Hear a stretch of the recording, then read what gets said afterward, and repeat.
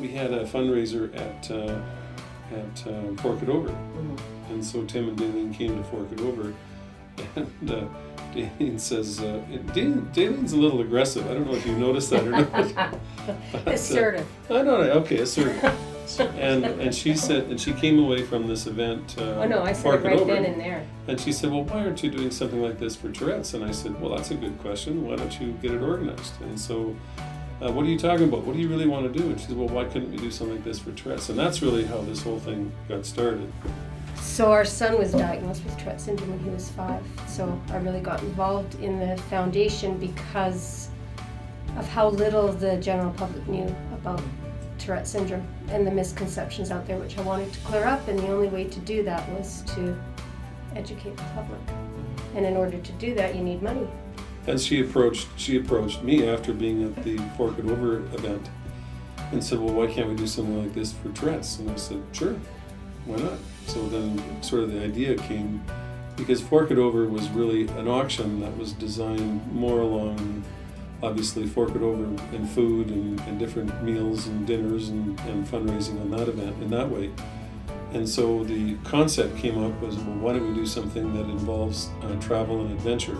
And so really, that's where the whole concept came for the current format, the way it is right now. I have to say that if it wasn't for Jeff and Driving Force, it would have never happened. I came and asked him if he would consider doing something, and he just took the ball and went running with it, really. The thing that I think that's the most valuable, when you talk about a 10-year history, is Daleen and I, when our boy got diagnosed, you go through these periods as a parent where you need significant amount of support.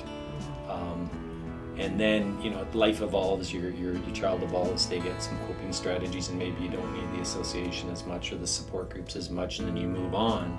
But there's always people coming into the system that are encountering it for the first time, and the value of having a 10-year commitment like this in a relationship is that funding, it continues to go, because it helped us immensely. Like our son benefited so much from the Tourette's Syndrome Foundation, just in coping mechanisms and education himself. So this is a success story. So our son, at the time of the beginning of the foundation, the actual event, we were fearful that he'd even graduate high school.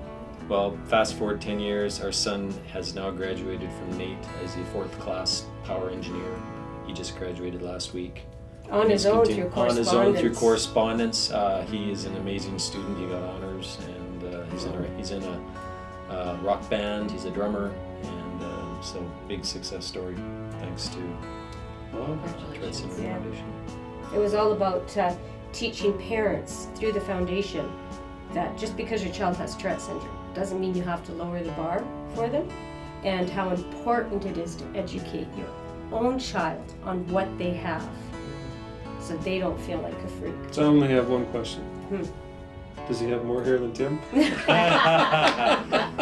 right now he does. But it's yeah. Poor guy.